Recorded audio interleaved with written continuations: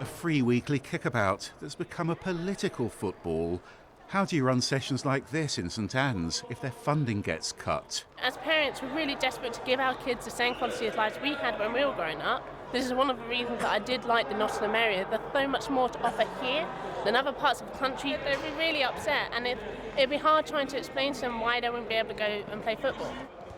This is one of several youth activities funded through the Renewal Trust. It's from what's known as an area-based grant, money for Nottingham's most deprived neighbourhoods, which the council says it simply can't afford anymore. It's going to be horrific.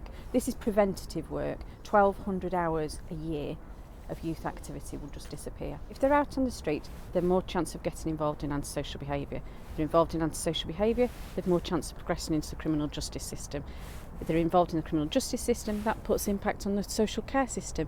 That's the really expensive end. It's desperately false economy.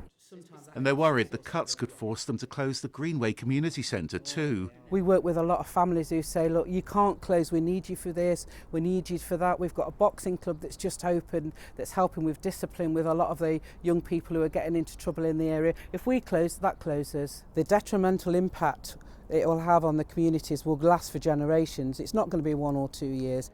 Up the road, Nazi is tutoring GCSE English to children who've been excluded from school.